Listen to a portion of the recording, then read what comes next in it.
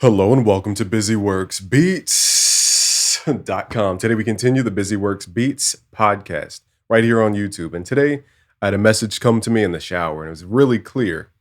And the message was about procrastination. Okay, so we're going to get into what is procrastination, why do we procrastinate, how to overcome procrastination. And I'm going to tie this into modern events in our modern world. So first I have to show you visually what procrastination is. We have to define it first. I'm going to show you visually what it means and then how to overcome. So let's switch onto my screen here. So as we can see, if we look up the word etymology for procrastinate, it says to put off till another day, defer to a future time. And when you look up the word defer in the etymology, it says to delay, put off, postpone. In other words, it means carry apart. And the key word here, scatter. So let me draw this out. What is procrastination? We have to dig into the physics of what procrastination is. Now, in physics, you have something called gravity. So let's draw me or you. Let's zoom in and let's draw ourselves. So this is us, a person. Okay, now it's a janky person, but this is a person. Okay, now by default, when we take no action, when we stay still, when we're stagnating, we have a default force pulled upon us called what? What holds us to this earth? Starts with a G. Okay, that force is called gravity. So by default, when we don't do anything, we're being pulled down. Okay, that's a metaphor. This is a truth and a metaphor at the same exact time. So let's call this gravity. Okay, now why is this important? Because gravity is a force. Okay, I want you to keep tying it back to the word force. What is force? Force is mass times acceleration. Force equals ma. If you guys took high school physics, force equals mass times acceleration. And what is gravity? Gravity is a force. In this case, we have to calculate F. So we don't have the value. Okay, so let me make a little divider. So gravity is going to be capital F. Let me make sure my head's not in the way too. Equals what's the mass of ourselves. Okay, in this case, you have to convert it into a different number, but we're just going to type in 100 and then times acceleration. What is the rate of gravity? 9.8 meters per second squared. Okay, so that's how we determine the force in newtons pulling down on our body by default. In other words, when you're in business, when you're in life, you're going to have a default force pulled down upon you. It doesn't mean that you can't move upward. It's that you have to overcome the default force pulling down upon you when we stay stagnant. Okay, so when we don't make decisions, when we don't take action, we stay stagnant. And again, by default, nothing is truly still. It either moves down or it moves up. And as we see here, by default, things are moving down. Okay, it's pulling down on you quite literally. So that's what we call gravity. Now, that's the force pulling us down. Now, what about our force pulling us upward? And this is self-determination. You know, it's the same equation, force equals mass times acceleration. But the difference is most people think this is a set value. The difference here is that we can determine our acceleration depending on our velocity. I'm not going to get into the weeds about the technicals about how to calculate acceleration from velocity. But in short, it's like playing a keyboard. You know, I have velocity. If I hit my keys hard, it plays the piano with a very bright harmonic tone. If I play my keys soft and I'm playing E piano and I'm playing really soft chords, it sounds like dun, dun, dun. But if I'm playing my piano hard, it goes brr, brr, brr. Okay, it's creating different harmonics. So quite literally, as humans, we have the decision to increase our velocity, our speed of implementation. Okay, our taking actionness. We have the ability to increase the V values, which increase the acceleration value. So acceleration is not a set determined value. In this case, our force is the variable. Our mass is set unless we lose weight in this physical example. And then our acceleration is determined by us and our energy levels. Energy is what allows us to spring forward. There's something called a quantum leap. I want you guys to think about this. You know, in basketball, let's go full screen for a second.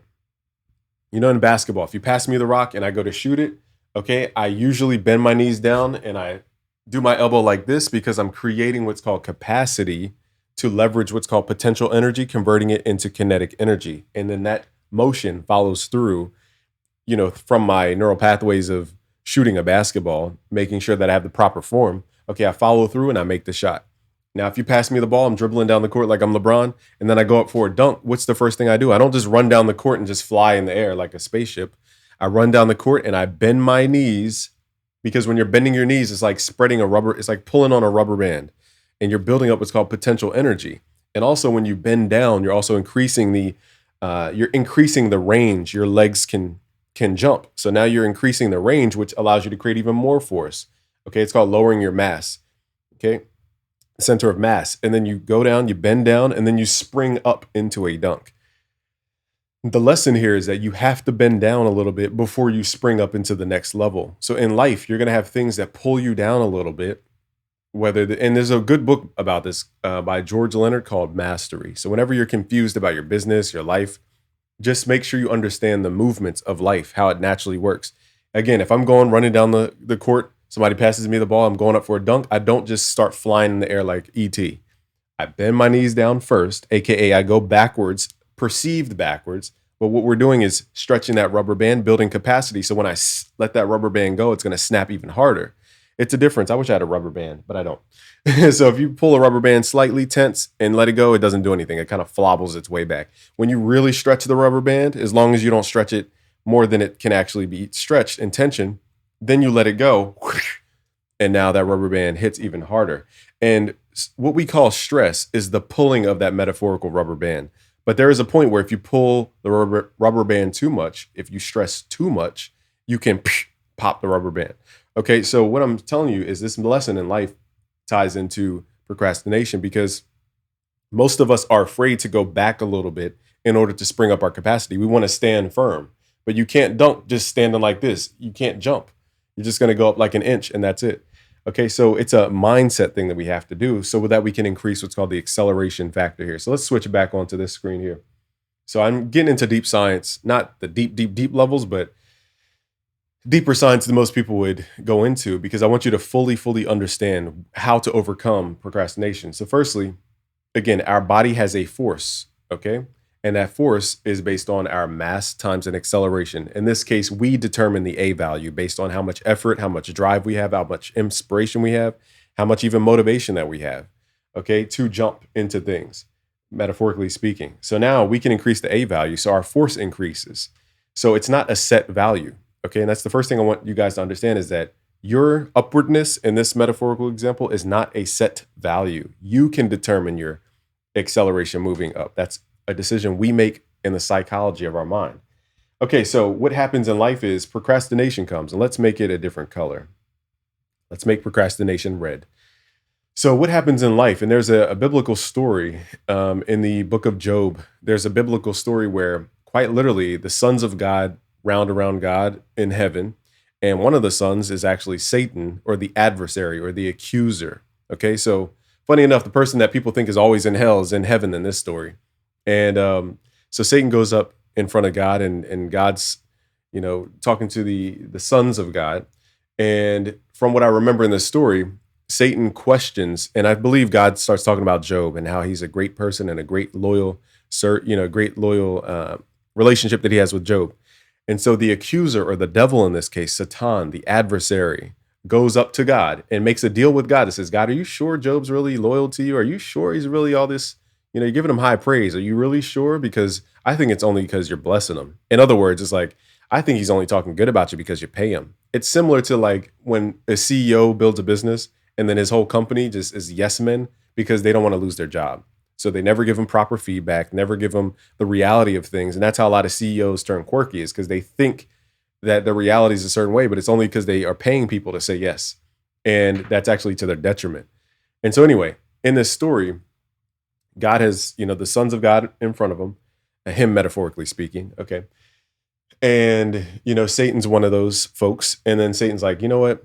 You're praising this dude a lot. I think he's going to flip on you if you let me test him. So God, in the story of Job, you guys got to read your Bibles. The devil was in heaven for one. And for two, God allowed Satan to go test Job as long as he didn't kill Job. So Job lost his farm, his family, his assets. He lost everything.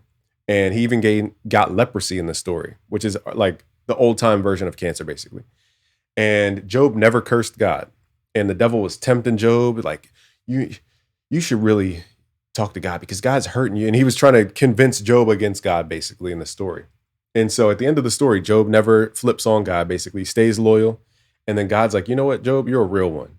And then he gives him back everything that he lost times, let's say 2 in this case. I forget the exact number. Let's say times 2. He got a new, everything that he lost, he got a new version of it. And so the point to the story is that Job, here's the hidden point to the story. 1, Job didn't flip. It doesn't matter the adversary. It didn't matter about the obstacles or the hurdles or the In this case, the procrastination didn't occur because this metaphorical meteor coming down on Job didn't destroy him. Why? And here's where we're going to get into the esoteric part to this. It's because Job had a relationship with God in this case. Now, what does that mean? If you've heard in the Bible, it says, I can do all things through Christ who strengthens me. What does that mean, though? Like, we can talk about it and it sounds cool, but what does it mean for Christ to strengthen you?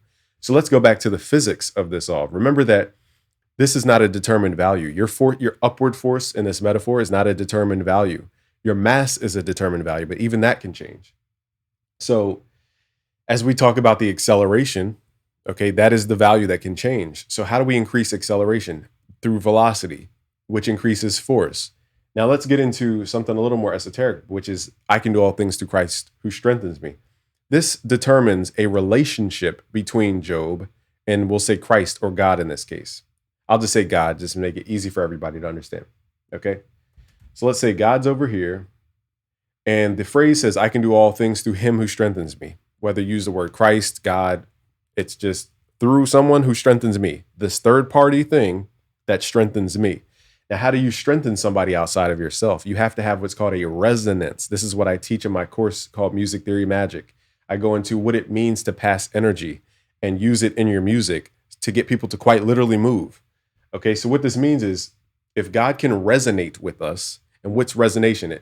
The short of it is that everything in this physical reality has a natural frequency. Okay, so, if you guys looked at Melodyne, for example, the person who developed Melodyne was actually trying to figure out the frequency of a rock.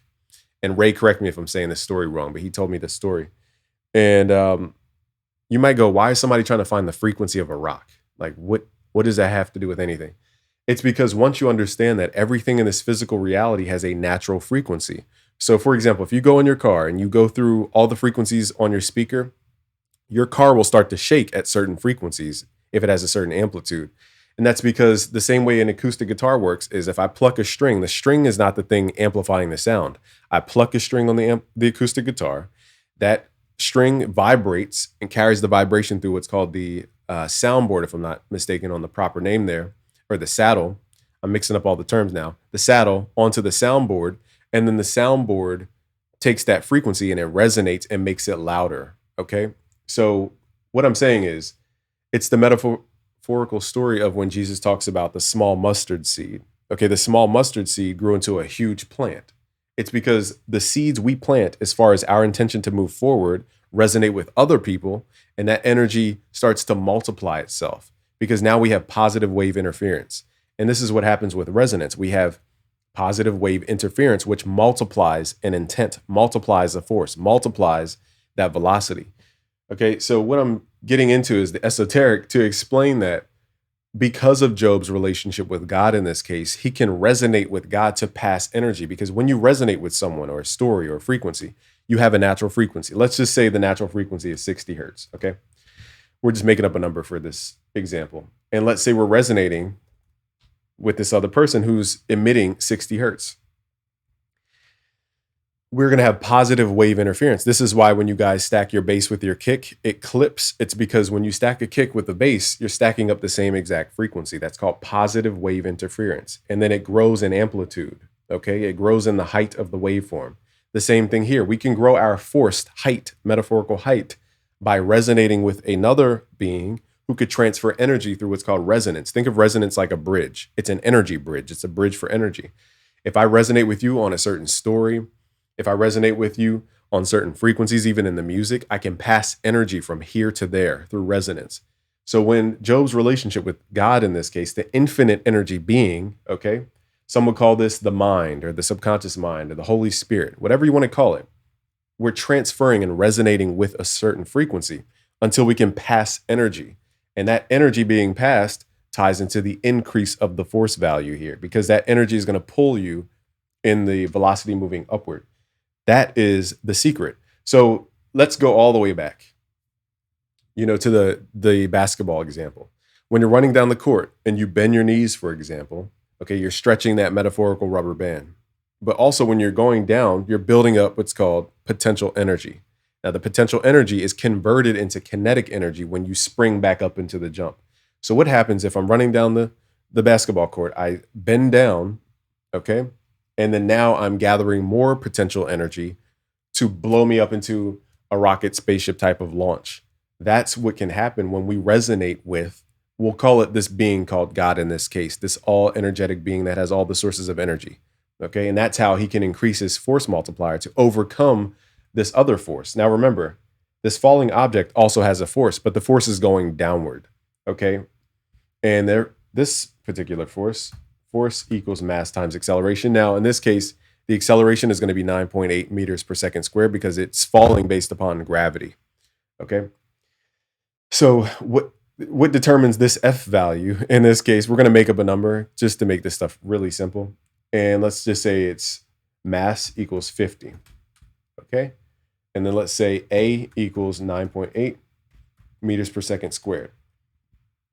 Again, why is this important? Because this has a set value. Its acceleration is not going to change unless acted upon by an outside force. And this is including resistance and anything pushing it down even harder. Okay, whether that's another collision or whatever it is. I'm not trying to get into deep physics here. I'm just trying to illustrate what procrastination actually is and how to overcome procrastination. So as we go back to this example, procrastination is this red rock that sits above us. Think of it as like a weight on your head, for example. You ever seen the picture of the Atlas Greek mythology? He's holding the world on his back like this. It's because he has the force to actually uphold the world. If he didn't have the force, he'd be like, man, I feel like the world's on my back and it's too much for me. You know, he would say things like that.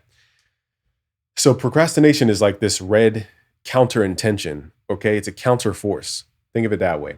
It's a weight that is weighing us down.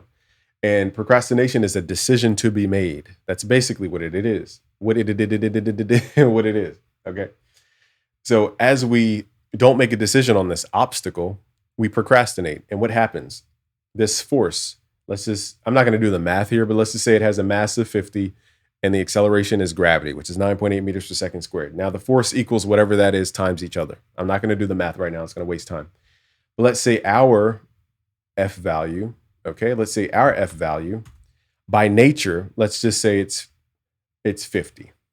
Now there's something also in physics called vectoral, motion in this case. So you have to net the values of up and downness. That's too complicated for you guys. So I'm not going to get into that, but let's just kind of omit gravity for now, because that's going to make this even more complicated. Okay. And let's say our force is 50. And then our velocity is 9.8. Now, whatever that number would be, let's just call this y equals y. Okay.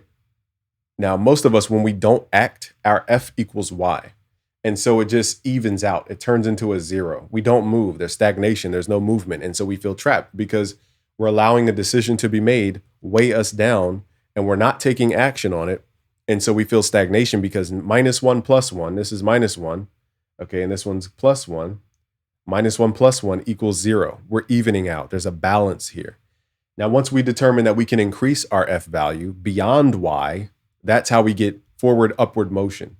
Now, I know I'm getting a little esoteric, but how do we get that forward upward motion if we don't believe that our mass can change, that our acceleration can change? And this is where we lean on the third party who can pass us energy through resonance.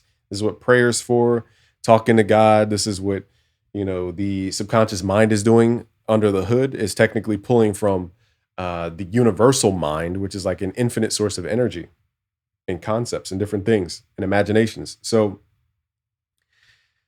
the key here is whenever we feel stagnated and we feel like procrastination is weighing us down too much, we need to look for this outside being who has the energy reserves to pass us through resonance in order for us to increase the A value so that we can have a desire to move forward. And that's where people are missing. They think they could do it all themselves. And once they put themselves into the ego or the self, we defeat ourselves based on the whatever is the obstacle coming down, because it nets at 0. Okay. So let's get into a deeper concept, which is, and I'm moving a little fast here just to make a point quickly, which is the other definition of procrastination means to defer. And if you look up the word defer, it means to scatter. Okay. So what does this mean? Now, what happens with procrastination, which is even worse, is now we've taken this one decision that we had to make, which we didn't make because of stagnation, and we procrastinated, we deferred it off. And we've split that heavy boulder into now 1, 2, 3, 4, 5, 6 boulders, let's say. Okay, so now we've spread the decisions into now 6 mini decisions that we have to make. Instead of just overcoming that one decision in the moment, we procrastinated, put it off for tomorrow, and now we have 6 other decisions to make because now we have to break it into pieces. So this is what defer means, to scatter. Okay, so let's draw ourselves again as a green person. All right, so this is us right here. Boom, boom, boom. My great drawing. Okay, so now we have to make 6 decisions. And in physics, I'm trying not to go so deep because in physics, we get into vectoral science here, but you have to make a decision in different directions at this point. To scatter means to create distance, okay? And now I have to make not only one decision to overcome an obstacle, now I have to make 6 different decisions, which are also in different directions, which causes me to now be energy inefficient when making these decisions. And so what happens over time, I'm just going to draw the metaphor instead of doing the math because the math takes time. But what happens over time is now we have a bottleneck in our system. So now that first decision that we didn't make is now causing a blockage or a bottleneck for the next obstacle that comes. Okay, so now we have another metaphorical rock now adding to that downward force that's upon us. Okay, and so the weight keeps increasing and increasing and increasing. Let's just say the weight keeps going up exponentially. Okay, so weight squared. And so the more we procrastinate, the more we are actually creating the fear or the disbelief that we can actually overcome the obstacle. And this is why it's so important for religion, in this case, to have that third party being who can transfer you the energy when you don't even believe you can have the energy to do it yourself. And that's why God and Jesus and the scapegoats are so important in religion. It's because you have to have that third party to transfer energy, whether that's a deferment of guilt, a deferment of, blame, whether it's deferment of, it's whatever the downness is, that deferment to that third party allows you to free yourself up of that weight. Okay. And that's why Jesus is so important in the stories. That's why the infinite God is so important, because you cannot do this with your own force. You have to do it with an outside force or a higher belief. And it's based on how you identify. And I could get into the weeds about avatars, identification, the ego. It's too much to explain right now. The short of it is that when we go at it alone, we're maxed out at a perceived capacity. When we go at it, with this God entity, okay, then we have an infinite source of energy to overcome all these past decisions that we didn't make. Now, these decisions can also be things like guilt, blame, shame, whatever the negative fears are, okay? It can also be those as well. And that's why the story of Jesus was so important, because metaphorically speaking, these weights are being passed over to this entity who has infinite supply to overcome these weights. And so once you're freed of these weights, you can now move forward and upward into your higher consciousness. That's the power of the story of Christ in this case, to take the sins of man and pass them on to Christ. And then Christ died for that's the story is, in short, you're passing the weight to somebody else so that now you're freed of the weight and now you can move upward. That's the simple explanation as to what it means. Okay. And so once you understand procrastination as a weight, it makes so much more sense. And so I want to challenge everybody in the comments and who watches and listens to this podcast. I know I went a little esoteric and a little geeky with the science. I had to dumb it down a little bit. As I was explaining, I'm like, this is too deep. Let me dumb it down even further. And it's not because anybody's dumb. It's because the math really doesn't supersede the message. The message is, procrastination is actually from a perceived weight. That weight could be full of fear. It could be full of, trauma, meaning that we think that a decision that we're going to make is going to cause some other storyline that somebody else created in our subconscious mind, because that's the stored storyline that a movie showed us or that we've had in the past. The past doesn't necessarily determine the future. If that was the case, then, Saul wouldn't have turned into Paul in the Bible. A man who persecuted Christians and then moved into one of the most known Christians of all time. So we have to really dig deeper as to the energy of ourselves. And I think people think that you can just control your own energy. They forget that in all the biblical stories, for the most part, people were pulling energy from a different source until they identified themselves as that source. And that is the complicated version of being in an avatar body, having an ego, aka a self, a difference between the whole. and then understanding how to combine with the greater as one. Think of it this way. I'm kind of talking in parables because I want you guys to get it on all levels. So think about your own body. Your own body has a cell. Okay, that cell is like the self or the ego. That cell is grouped together with other cells called a tissue. Tissue creates organs, aka an organization. Organs create systems in the body, and those organs combine to create the body. So you can identify as the cell or the self or the ego or the avatar, or you can identify as the body. The cell by itself cannot do much by itself. The hundreds of trillions of cells, I think we have about 37 trillion cells last time I checked the stats on that in our body. Let's just say 30 trillion cells, 30 plus trillion cells in our body. That's when we have the metaphorical, infinite energy in this example. That's the God being is the body, whereas our cell is just a self. It has a capacity, okay? The body has infinite energy, metaphoric infinite energy. So when we identify as the body, we have that source. We can pull from that source of energy. When we identify as the cell, we can only do what the cell can do based on what it has inside of that cell. Hopefully I'm making sense to you guys. But procrastination is all about changing our perception that a cell has to fight an outside entity or a counterintention or a counterforce one-on-one and learn that the cell can call for backup from the tissue, or it can call backup from the organ. It can call backup from the body, and how it identifies. Now the cell becomes even, let's not call it the cell because that will confuse this metaphor. But now you as that person or that force can now outdo the counter intention or the counter force. And that's how you overcome procrastination. It's not a technique. It's not a discipline. It's a mindset that you can increase the A value of your force, which increases the force. Let me go back one more time because I forgot to show you guys something. In physics, you also have something called momentum. And this is the key, is once you unlock your momentum, all those counter intentions and things that seem like obstacles, you will plow through those because you have momentum. Now, in the beginning, you don't have momentum because you're stagnated because you don't believe that you can outdo whatever the obstacle is until you call for metaphorical backup, okay? And then you start moving forward, okay? So once we move forward, there's different functions here in equations. So let's just draw it like this. Here's us as a person. Okay, this is us. And what did I say here? So force, equals mass times acceleration. Okay, now we move forward in life and then we do force over a distance. So let's just call it lowercase d in this case for distance. And let's draw this as a force that we're doing over this amount of distance. So what does this mean? So this is what we call work. Work is having a force do something over a distance, a space, okay? Time in this case is distance of the universe.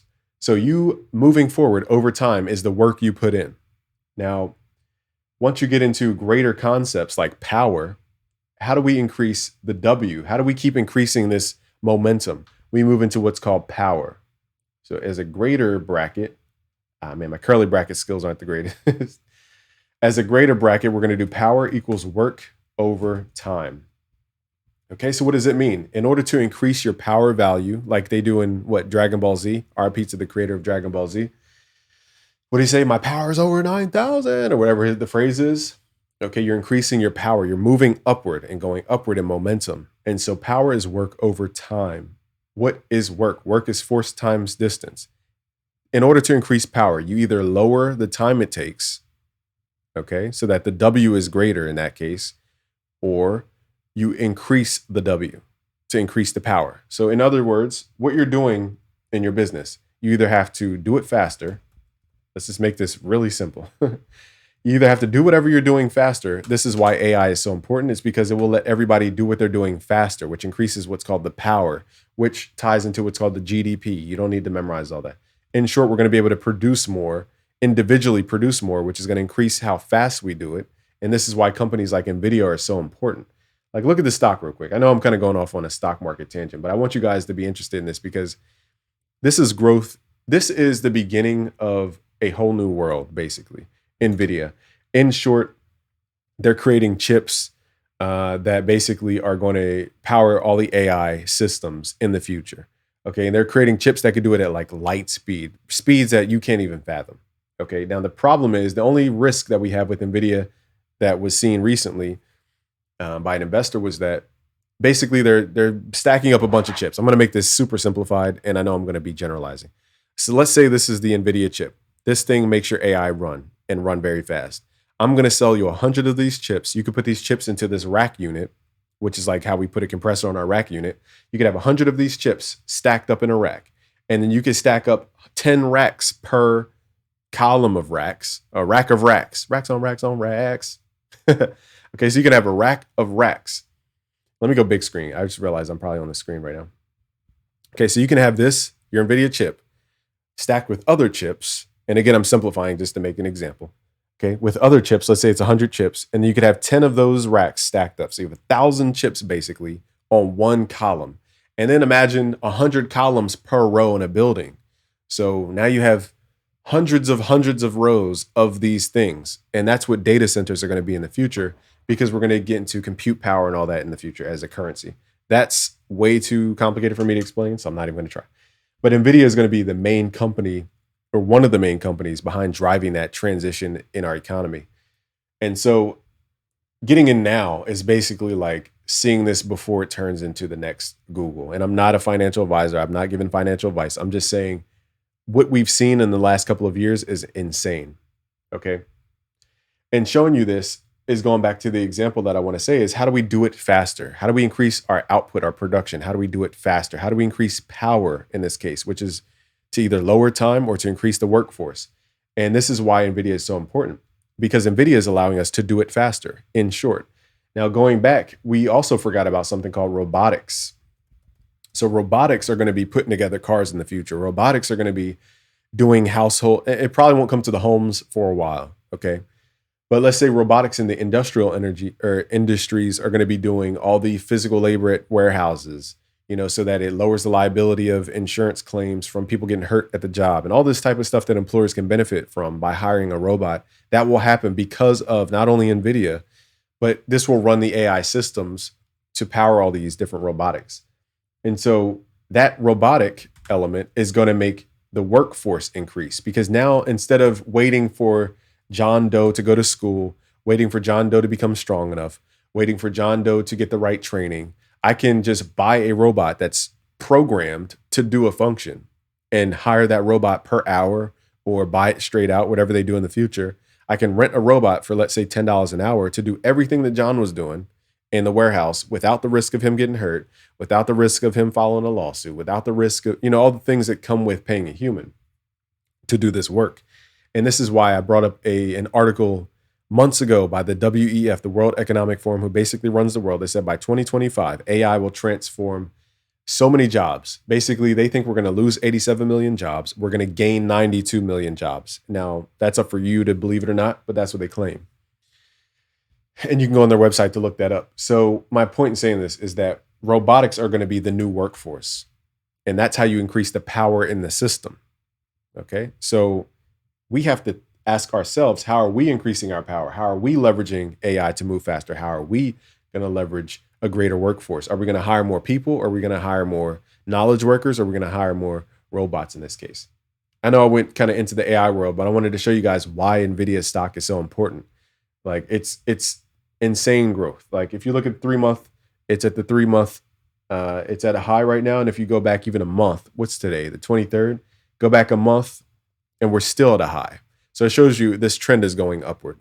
And I'm just excited for NVIDIA. It's one of the most exciting things next to Bitcoin when Bitcoin first came out.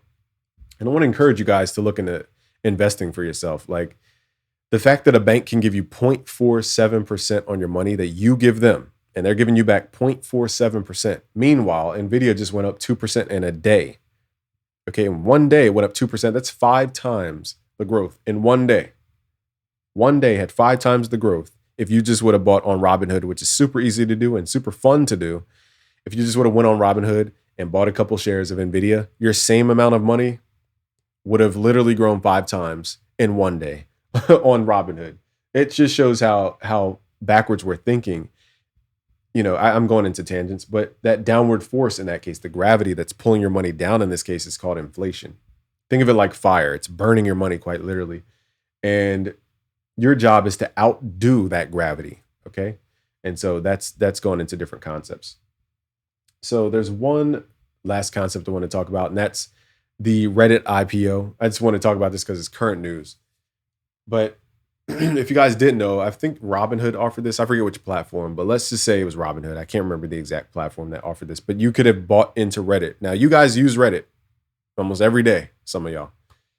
And you know that's where conversations are had. That's where like unfiltered conversations are had for the most part. And now they're starting to bring in their advertisers. Now, as a user, I have not seen people engage with the ads on their platform. To me, Reddit ads, if I was to go to scale up a campaign, a marketing campaign, I wouldn't run to Reddit and start running ads. So to me, I'm like, where does the money come from? Like, if this is going to be an ad business model, where's the money coming from? So that part of this stock you should have paid attention to. But long story short, you could have bought in at $34 before it went public. You could have bought $34 worth of stock in this company. They sort of sold it for $34 per share. Now, when it first came out, it's called an IPO, initial public offering. It came out at, I believe, $46 was that starting price, if I'm not mistaken. It was around $46. So your 34 could have went up to an immediate $46. And the problem with that is that everybody who who bought into it before, it launched immediately sold their shares because they're like, look, we're cashing out, guys. Our stock just basically went up 50%. I'm cashing out immediately. That was a 50% you could have had on your money just by being on the app and knowing that you could have bought into Reddit before it launched.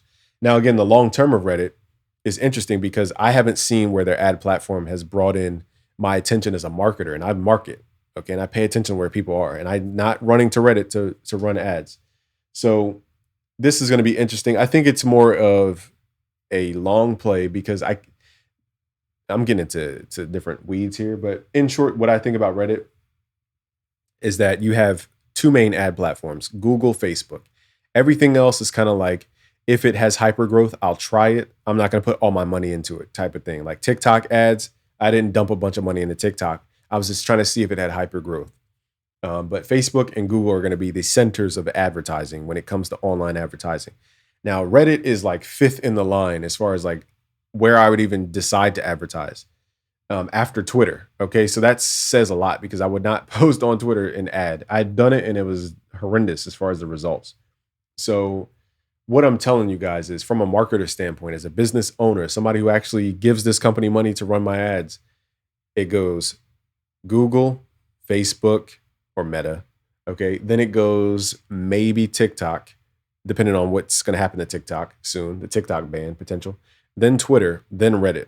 So it's like fifth in line when it comes to all those companies. And that's important because if you have to turn a profit as a company. And when I go to Reddit, unless I dig deeper into their like actual money making things, where are they making money except for advertising?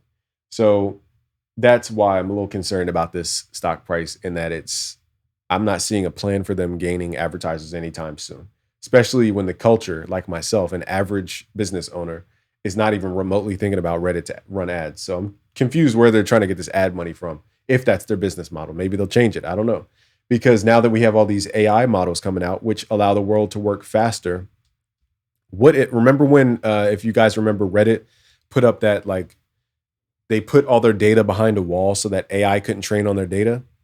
If you think for a second, and I forget the news here, so bear with my like rough memory, but wouldn't it be in the interest of Reddit to sell the data to an AI development platform to train their AI based on all your conversations that you've had on Reddit? You're basically training your competition, which is called AI. And that's why I think it's so funny when people go to these, they think it's anonymous forums. I'm like, these anonymous forums are just waiting to sell all the conversations you guys had in the DMs, in the feeds or whatever they're called, in the subreddits. They can't wait to sell your information because that's the only way they're making money, is ads and data. Like, what else are they making money off of?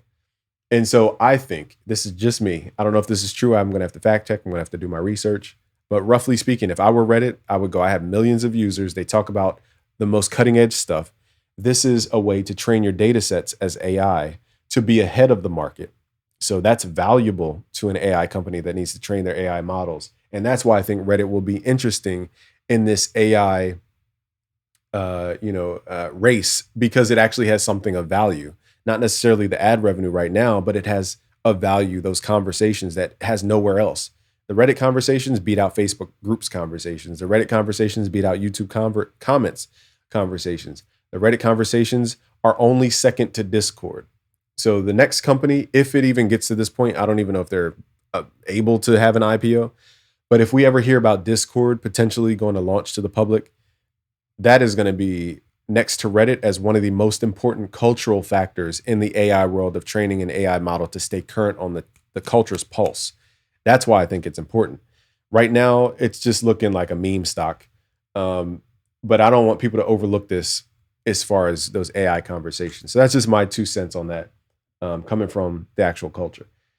So you guys can look at the other stocks on Yahoo. I just want you guys to really look into stocks. Like, get Robinhood. It's very fun. Like, it's extremely fun to go on Robinhood. It's very pleasing how you buy a stock. It's like the whole experience is fun. They figured it out.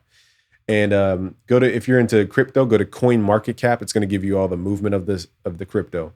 I'm not dabbling into crypto just yet. I did before in 2020, but it was a mess. Okay, it was a mess.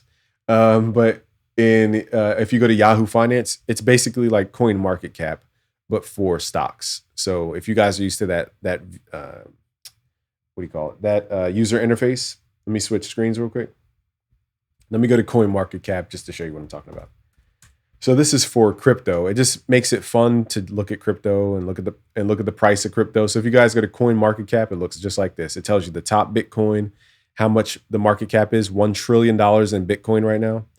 Okay. Then you have how much volume is moving through it. Ethereum is second in line. And basically you can kind of see the trends.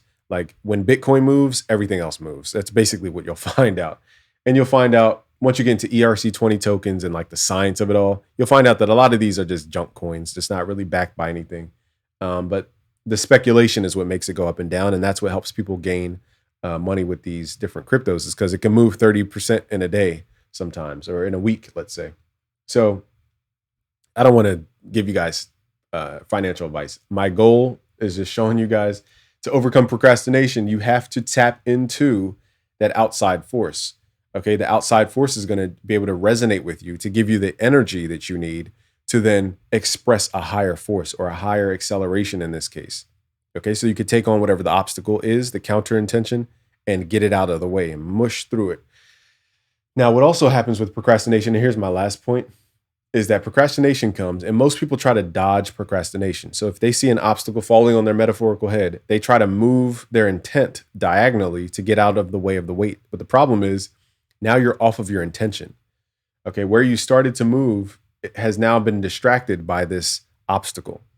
And that's the greater lesson that I think we can pull from that biblical parable about Job, is that the parable is telling us to stay with intent and to understand that we have an outside energy source, in this case, God of the story, and we can communicate with God, or, be loyal to and resonate with God to receive energy so that we can express our intent, which is to move upward in this case, to overcome these obstacles.